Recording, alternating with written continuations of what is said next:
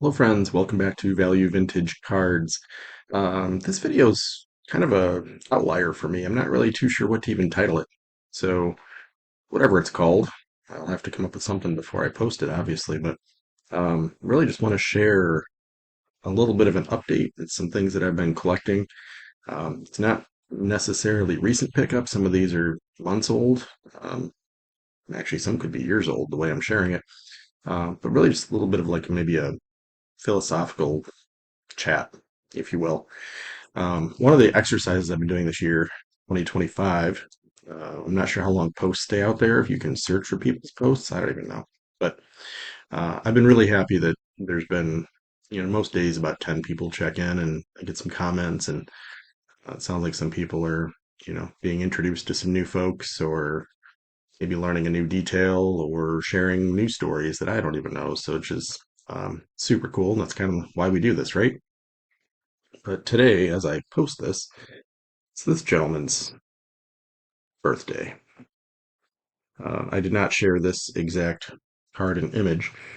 Um, my goal, one of my huge overarching targets for my collection, is to have one playing days card of every MLB players that's in the Hall of Fame. To think of the right way to word that. Good golly. Um, I say it that way very specifically because Negro League players you really can't find playing days cards of very easily, if at all. And some probably have literally a population of zero. The ones you can find every so often, Josh Gibson, like that's exorbitant in what that would cost to get one that's even close to his playing days. So we kind of take our next best attempt. Billy Hamilton is one of the, I would say, he's one of the hardest to search because there's the modern Billy Hamilton that was a light hitting outfielder, um, good base stealer, kind of like this Billy Hamilton, but it makes searching very tough, especially when they've reissued all these. So even when you search like the old sets, somebody redid that set in 2018 or something. So now you're going to get all these results that aren't him. But very scarce, very tough to find anything of his. And when you do, it's probably going to be, asking prices twice what it should be. So it makes it really tough. Um, but part of what I do is just update some of the fun things, kind of, a little bit of a howdy a hobby. Um, I always admire and envy when you have somebody that's, uh, Cleveland collector, Detroit collector, Dodgers collector, Clemente collector, like those things, and all of you just thought of four channels, right? It's very cool when you can just say, like, that's exactly what they do. What do they collect? 53 Bowman. And then from there it expands, but gives you that, like, that high. I'm a player collector. That's why even when someone says like pick your favorite team, I'm like I never did. I liked players on teams, which I had like seven different team hats when I was 11. I loved Barry Larkin. I thought he was awesome. I was 10 when he was a rookie. Um, and I'd been to Cincinnati, so that was cool. But it wasn't my local team. I will share this. This is a recent pickup. As soon as my glare decides to chill out for a second. 1960 Venezuelan tops. So 60 is among the toughest of the Venezuelans. It's also among the sketchiest. So as much as we're grading critics, that's one that is scary. At least PSA's on the line to say this might be real. It looks like, having it in person, it definitely looks like it has all the criteria, but buying it online is definitely next level scary because it looks just like a 60 tops. It's just really beat up. Um, missing some gloss and some finish and polish that a 60 tops from the US would have. But the reason I'm sharing that is that I'm not a set collector really ever. Definitely a player collector, and Banks is on my list. But that adds to 62 Venezuelan,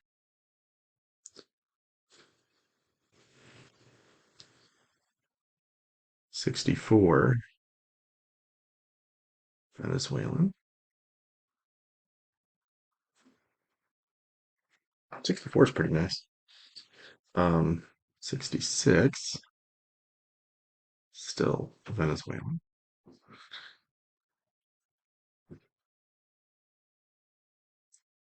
Pretty tough one. 67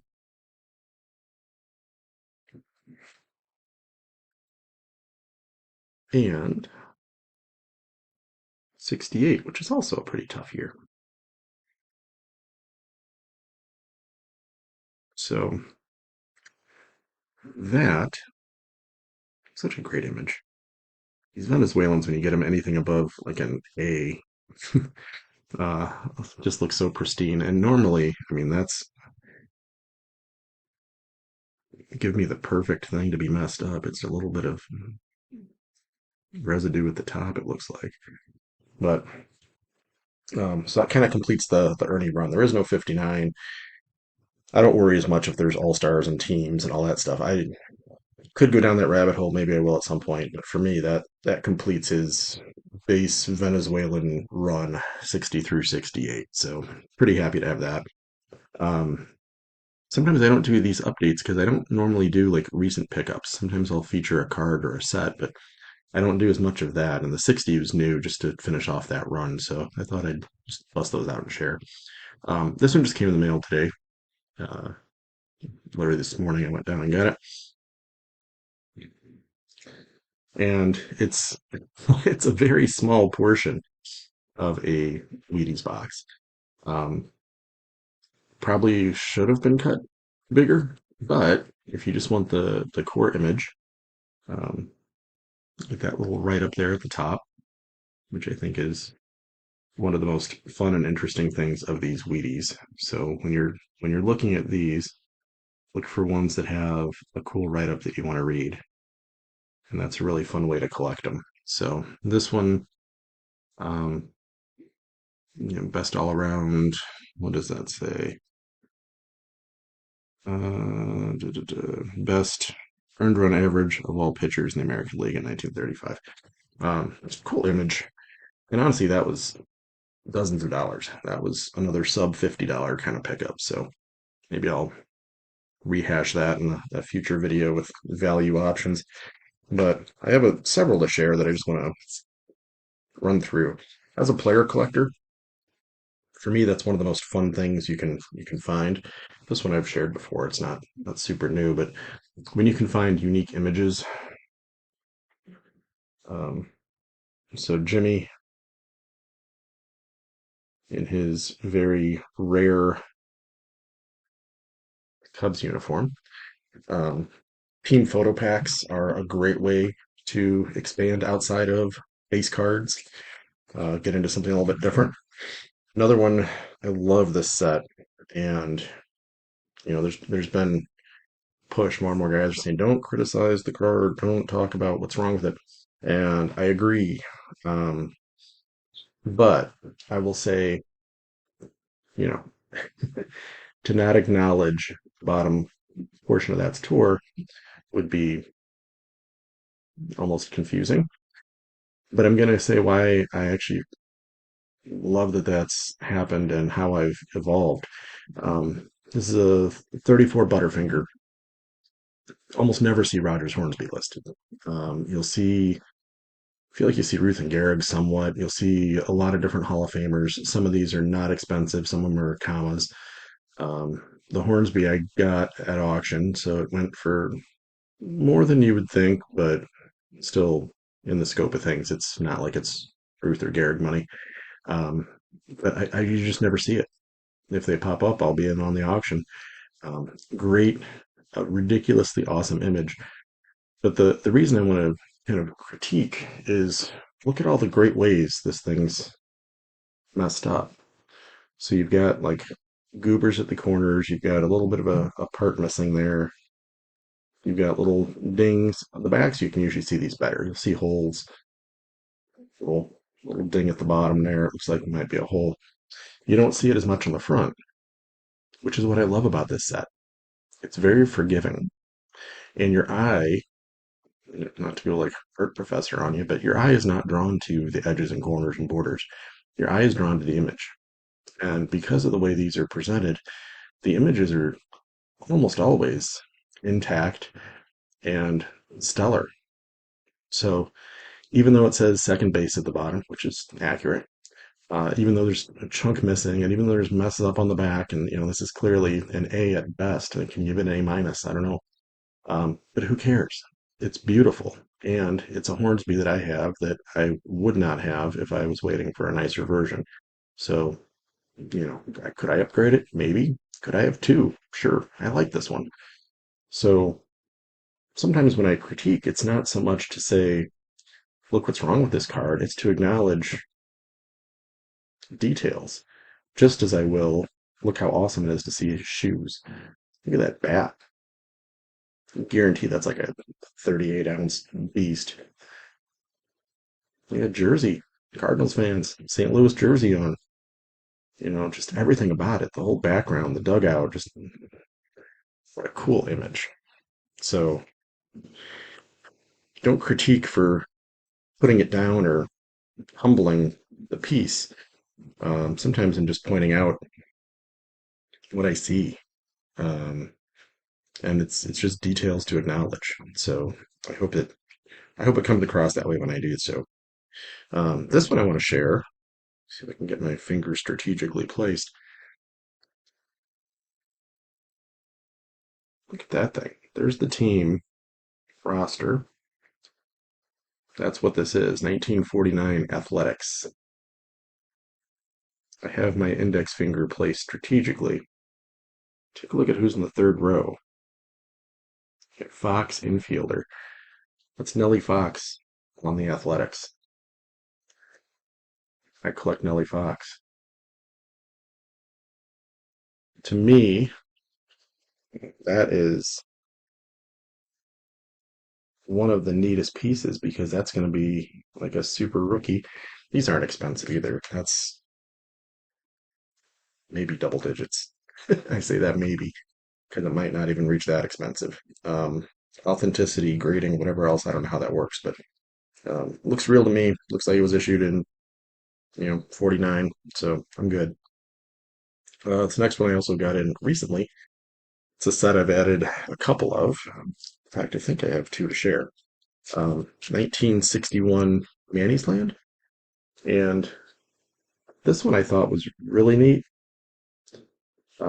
If you go to Wikipedia right now and look up Frank Robinson, you will actually find this image. I will say a 1961 image of Frank Robinson. I think that's really cool. It's a great image of him. Um, these are not expensive.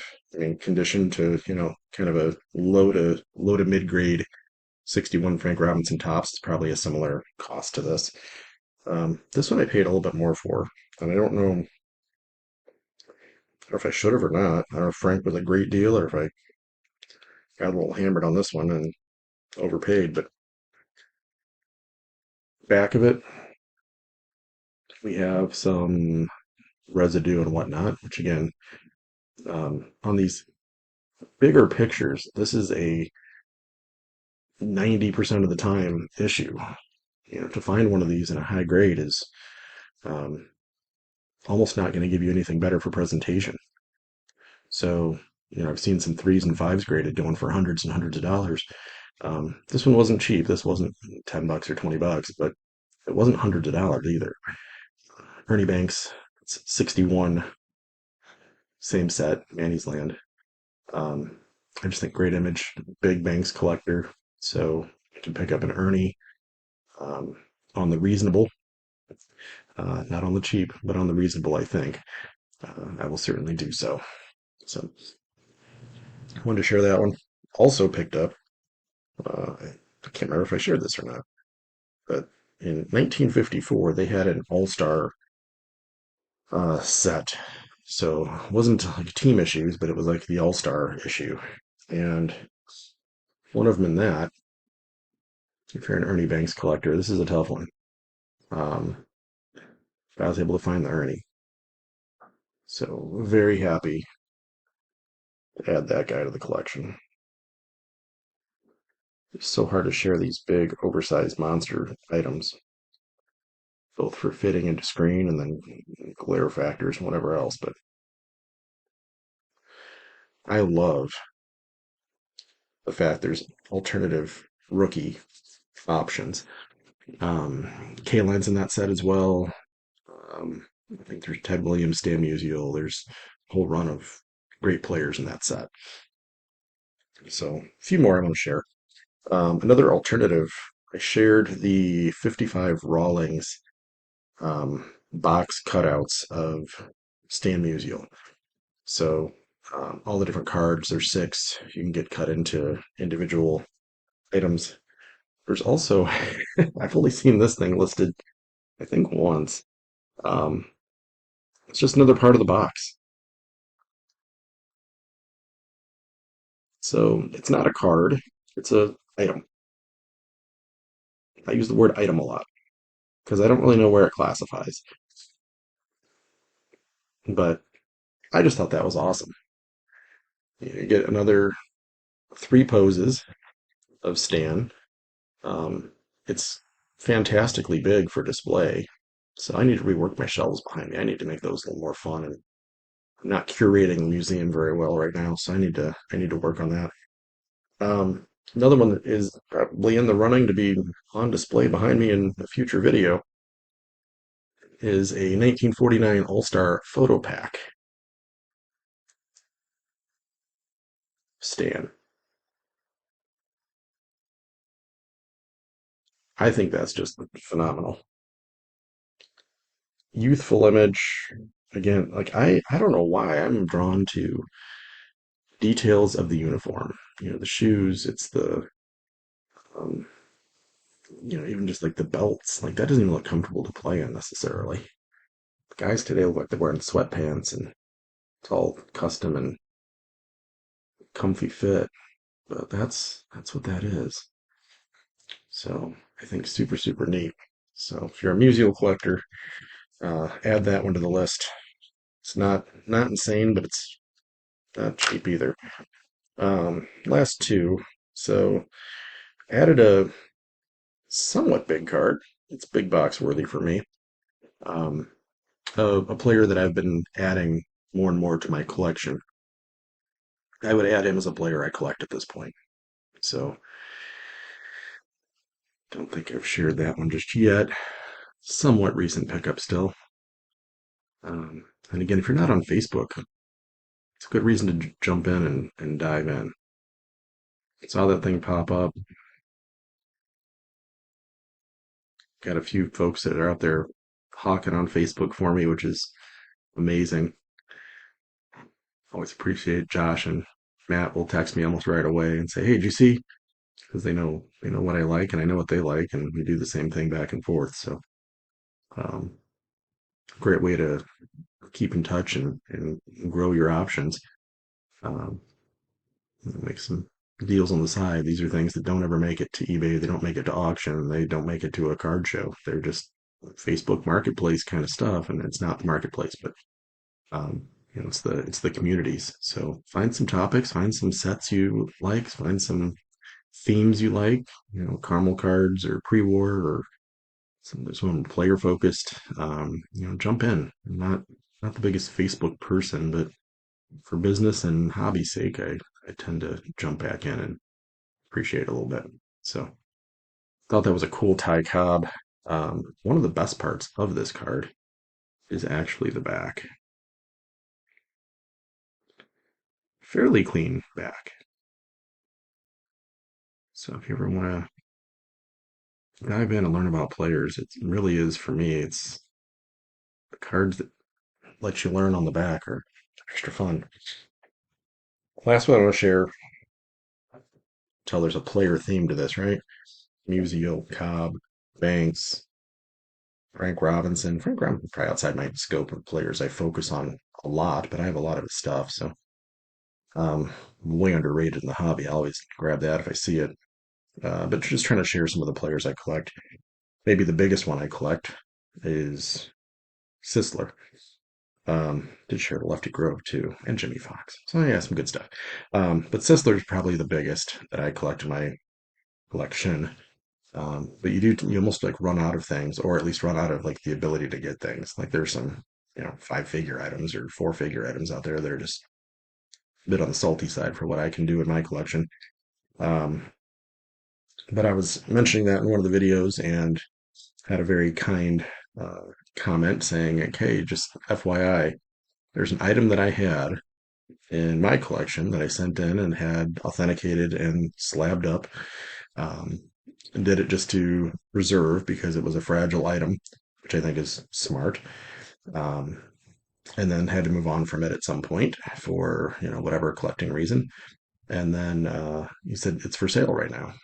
So I hopped on eBay. Um, I mean, if you look at PSA and SGC, it's not a card. So I mean, it's a pop zero, I think.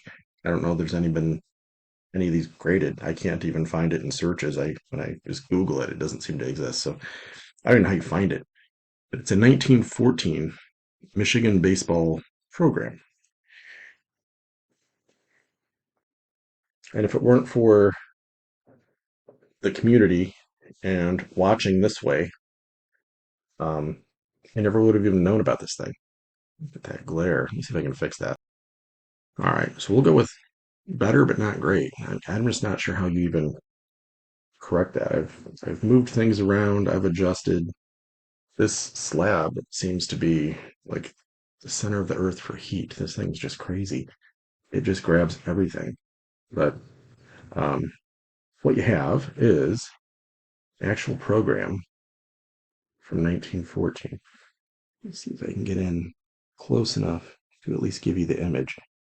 So what's really neat is you've got Sisler there. It's just stuff like this is so neat.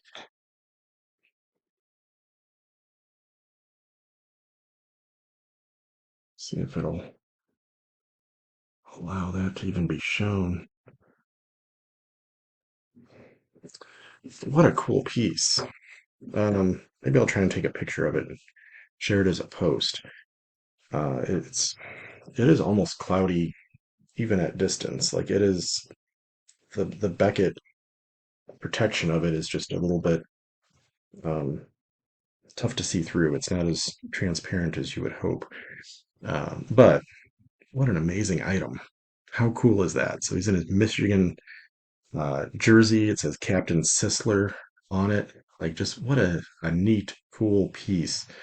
So I don't know if it's one of one. I don't know if it's one of, 20 and they're just out there in people's collections. I'd imagine some more of these have survived, but at the very least, they're not common, not easy to find, and it was new to me. So I was super pumped to get out there and find, kind of my one guy um, out of many, but he'd be the number one. And to find something like that that's so unique and cool was exciting and fun. So it's been in the collection for a little bit, but I don't think I've shared it at any given point, and just wanted to acknowledge how fun that is and how cool the community aspect of that was, because I would not have even known to look for that.